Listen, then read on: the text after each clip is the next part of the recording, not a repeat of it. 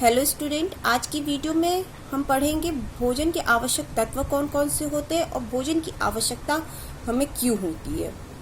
अपनी पिछली वीडियो में मैंने आपको पढ़ाया था भोजन किसे कहते हैं, भोजन के स्रोत कौन कौन से होते हैं और भोजन के प्रकार क्या है और भोजन के कौन कौन से कार्य हैं, जिसमें मैंने आपको शारीरिक कार्य, मनोवैज्ञानिक कार्य और सामाजिक कार्य के बारे में पढ़ाया था। आज सबसे पहले आज की वीडियो में हम बात करेंगे कि भोजन के आवश्यक तत्व कौन कौन से होते हैं। क्योंकि हम शरीर के रख रखाव के लिए, अपनी भूख की शांति के लिए और हम अपने शरीर की समस्त आवश्यकताओं को पूर्ण करने के लिए भोजन ग्रहण करते हैं, क्योंकि आपको मैंने पिछली वीडियो में बताया था।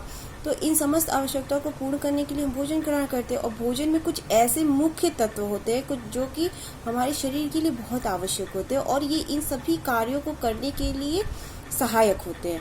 तो वो तत्व कौन कौन से होते हैं उसको पहले जान लेते हैं। वो तत्व होते हैं कार्बोहाइड्रेट, प्रोटीन, वसा, विटामिन, खनिज, लवण और जल। और इन्हीं को हम पोषक तत्व के नाम से जानते हैं।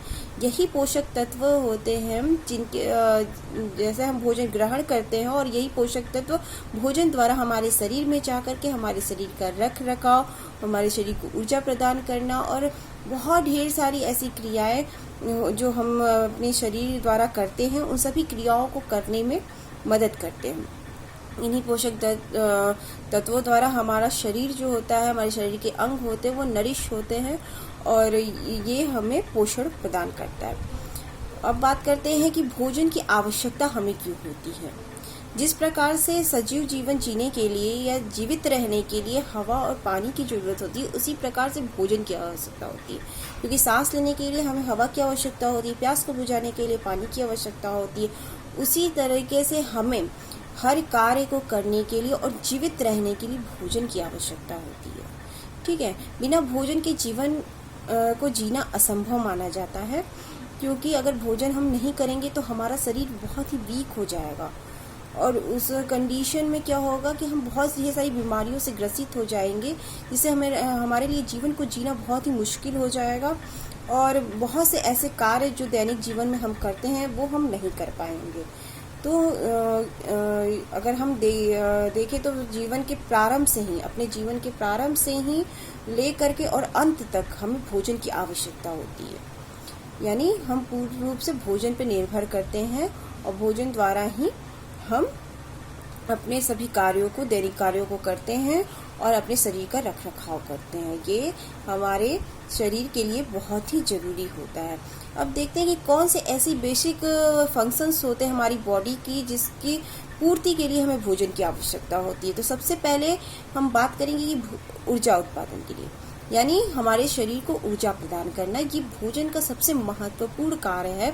इसके लिए हमें भोजन की आवश्यकता होती है। ठीक है, दूसरा शरीर का निर्माण करना। शरीर के निर्माण करने के लिए भी हमें भोजन की आवश्यकता होती है। शरीर के सभी अंगों के रख रखाव के लिए भोजन की आवश्यकता होती है।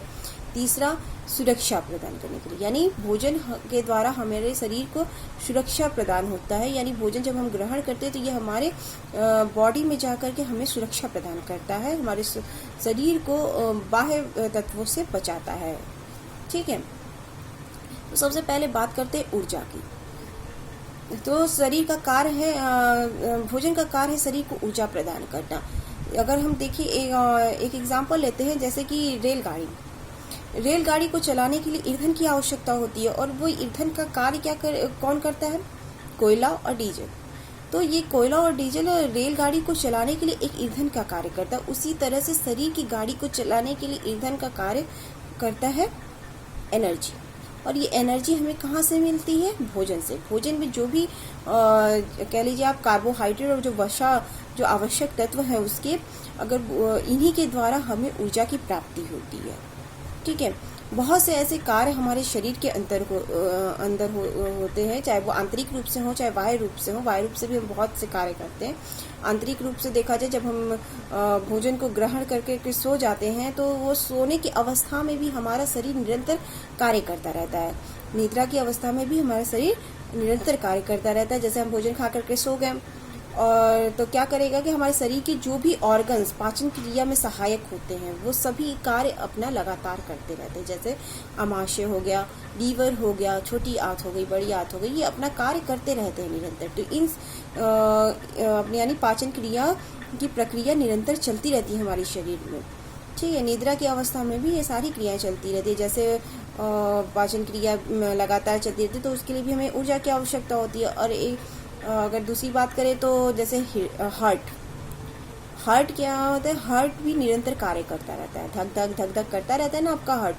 तो ये हार्ट भी लगातार अपना काम करता रहता है। ये जो भी हमारे बॉडी में ब्लड होते हैं वो ब्लड ट्यूब्स में हमें लगातार पंप करता रहता है, जिससे क्या होता है कि वो जितने भी पोषक तत्व हम भोजन द्वारा लिए रहते हैं वो पोषक तत्व हमारे शरीर के विभिन्न अंगों तक पहुंच जाए। तो हार्ट भी अपना कार्य लगातार करता रहता है। अगर एक कार्य और जैसे फेफड़ा भी लगातार अपना काम करता रहता है, क्योंकि सांस लेने की प्रक्रिया तो निरंतर होती रहती है। तो फेफड़ा क्या करता है, सांस लेने की प्रक्रिया में सहायक होता है, सहायक अंग माना जाता है। और ये भी अपना कार्य लगातार करता रहता है। तो ये सारी क्रिया जो भी आंतरिक क्रियाएं हमारी है, हमारी सोने की अवस्था में भी ये, यानी हमारी निद्रा की अवस्था में भी ये सारी आंतरिक क्रियाएं करती। जब हमारा शरीर शांत होता है तो बहुत सी ऐसी कोशिकाएं होती है जो निरंतर कार्य करती रहती है हमारे शरीर की। तो इन कार्यों को करने के लिए ऊर्जा की आवश्यकता होती है। और जागृत अवस्था में भी हम बहुत से कार्य दैनिक जीवन में करते हैं, जैसे चलना, दौड़ना, खाना पीना, नहाना और घर के और भी अदर्स कार्य जो भी हम करते हैं, ये सारे कार्य करने के लिए हमें ऊर्जा की जरूरत होती है।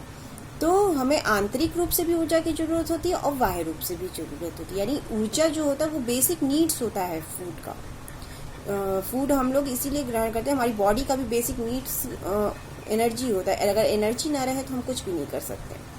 ठीक है, अब क्या होता है कि बहुत सी जो भी हमारे शरीर में एनर्जी होती है वो ऊष्मा के रूप में भी हमारे शरीर में कंज्यूम होती है, यानी हीट के रूप में। ये हीट के रूप में हमारे शरीर के ताप को नियमित रखने का कार्य करती हैं, जिससे हम बाह्य वायुमंडल जो बाह्य वायुमंडलीय ताप जो होते हैं और जो शरीर के ताप है, हमारे शरीर का बेसिक टेम्परेचर होता है, उसके बीच में संतुलन स्थापित कर पाए। तो ये जो ऊर्जा होता है ये कुछ मात्रा में उष्मा के रूप में संचित होता है हमारी बॉडी में, जो कि हमें बाह्य तापमान और बॉडी तापमान यानी शरीर के तापमान के बीच संतुलन स्थापित करने में मदद करता है।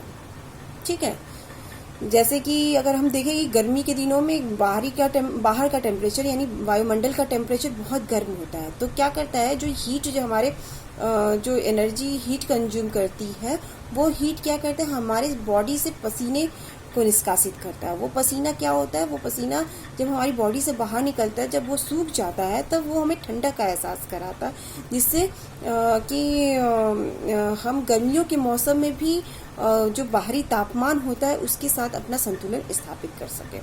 और ठंडी के मौसम में देखा जाए तो ये भोजन जो है वो हमारे अंदर ताप को कंज्यूम करता है, यानी हीट प्रोवाइड करता है। इससे क्या होता है कि जो बाहरी वायुमंडल बहुत ही ठंडा होता है, और तो ये जो हमारे अंदर ऊष्मा है वो हमारे शरीर की ताप को बढ़ाता है, जिससे क्या होता है कि हमें बाहर के ठंडेपन का एहसास बहुत कम होता है, हमारी हीट जनरेट करता है, जिससे क्या होता है कि हम बाहरी तापमान से और शरीर के तापमान के बीच संतुलन स्थापित कर पाएं। ठीक है, तो ये ऊष्मा की जो एनर्जी है वो हीट के रूप में भी हमारे शरीर में कंज्यूम होते हैं और ये उसके रूप में भी कार्य करते हैं। तो ये हो गया ऊर्जा। अब बात करते हैं शरीर के निर्माणक कार्य। तो शरीर हाँ, एक बात और कि जो वसा और कार्बोहाइड्रेट है यही ऊर्जा उत्पादन का कार्य करते हैं। ठीक है, अब बात करते हैं सेकंड पॉइंट जो है आपका शरीर निर्माण कार्य। तो शरीर निर्माण कार्य जो है वो प्रोटीन का कार्य है।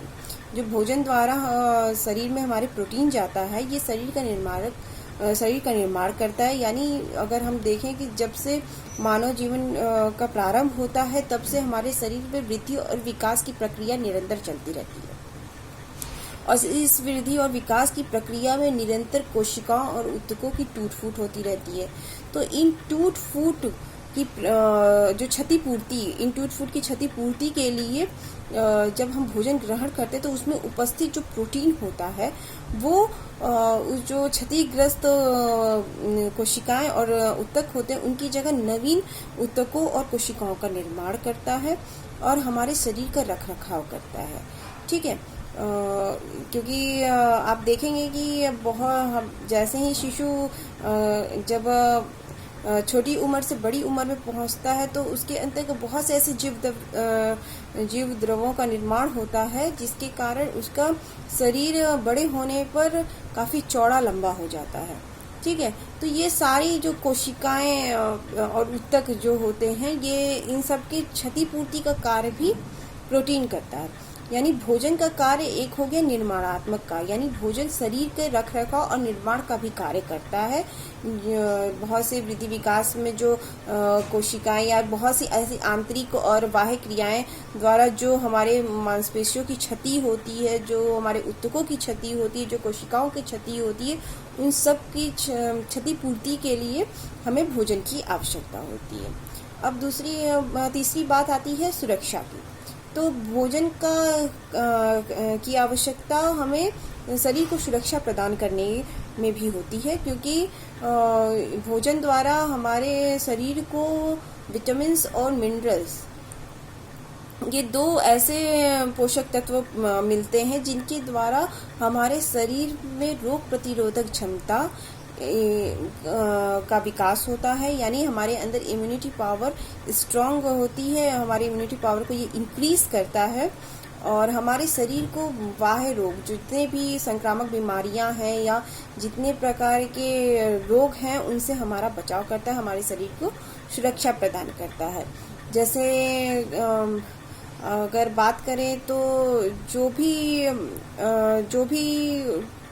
आपके शरीर में आवश्यकता होती है, जैसे कि आँखों के लिए होता है ना कि विटामिन ए की ज़रूरत होती है और बहुत सी चीज़ों में जैसे हमें आयोडीन की ज़रूरत होती है, तो इन सारी घेंघा रोग से बचने के लिए आयोडीन की ज़रूरत होती है। तो ये सभी जो चीज़ें होती हैं ये हमें मिनरल्स और विटामिन्स को ग्रहण करने पे होती है। तो भोजन की एक मूलभूत आवश्यकता है शरीर को सुरक्षा प्रदान करना, इसलिए हमें भोजन की आवश्यकता होती है। भोजन के द्वारा हमें जो मिनरल्स और विटामिन्स मिलते हैं ये हमारे शरीर में जा करके हमारे शरीर की इम्यूनिटी पावर को मजबूत करते हैं और हमें विभिन्न प्रकार के रोग से रोग से या हमारे अंदर जो प्रतिरोधक क्षमता होती है उसका इंक्रीज करके, इम्यूनिटी पावर को इंक्रीज करके ऐसे एंटीबॉडीज का निर्माण करती हैं जो हमें बाह्य रोग और बाह्य संक्रमण बीमारियों से हमारा बचाव कर सके। ठीक है, तो ये हो गई कौन कौन से आवश्यकता तत्व होते हैं